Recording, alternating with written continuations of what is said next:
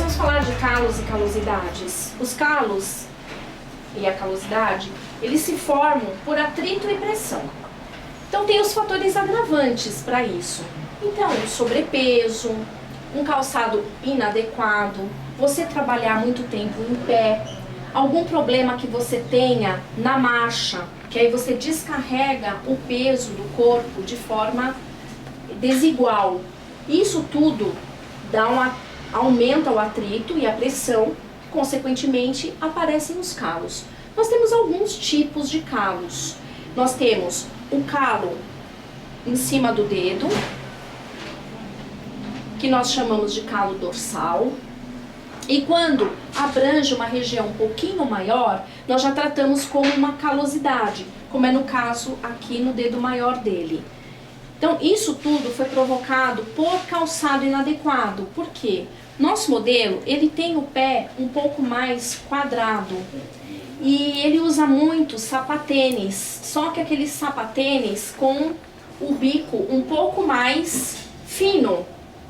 Então, é claro que você vai pegar um pé quadrado para colocar num bico um pouco mais fino, evidentemente vai comprimir o pé e vai causar calo e calosidade.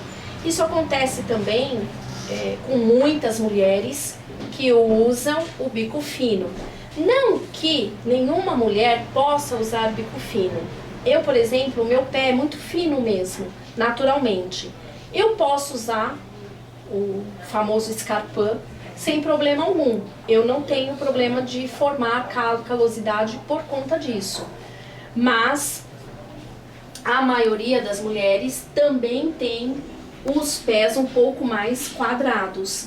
E ao colocá-los num bico fino, vai acontecer da mesma forma que aconteceu com o nosso modelo.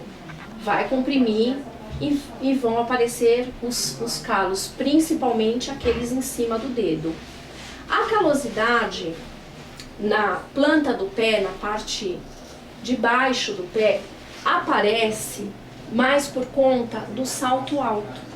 Por quê? O pé ele fica nessa inclinação e o peso do corpo vai todo para frente do pé. Então, realmente, a calosidade forma ali naquela região por conta disso. Então, o peso fica todo ali e aí não tem como, a pessoa realmente acaba adquirindo ali uma calosidade. Nós, na podologia, como nós fazemos o nosso procedimento? Então, a nossa profissional aqui, ela está já fazendo um procedimento. Então, nós desbastamos o calo. A gente usa bem esse termo, desbastar, porque não tem como nós falarmos, nós retiramos o calo. Porque retirar, você quer dizer que você retira e ele não volta. E não é verdade. Então, nós desbastamos. Existem calos pequenos, mas muito dolorosos, que são os calos com núcleo. Então ele tem um centro, esse núcleo realmente ele é bem doloroso, mas o podólogo consegue, né, nesse desbaste, retirar boa parte desse calo, né, desse núcleo, de forma que o paciente fique pelo menos sem dor. Então ele vai ficar aquele mês, pelo menos uns 20 dias, em média, 20, 25 dias, confortável. Aí começa novamente o incômodo, aí tá na hora de visitar o podólogo, para fazer novamente esse desbaste e retirar o que for possível desse núcleo. Existem cirurgias, aí sim, para retirada do calo. Normalmente os ortopedistas fazem essa cirurgia nos calos com núcleo, que realmente são os mais dolorosos, mas também não é garantido que eles não retornem. Por quê?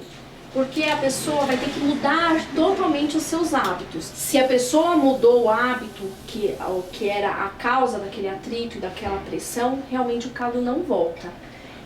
Mas para isso precisa realmente levar em consideração vários fatores. Porque às vezes a profissão da pessoa, por exemplo, exige que ela continue trabalhando em pé, por exemplo. E aí, como que a gente vai mudar esse hábito?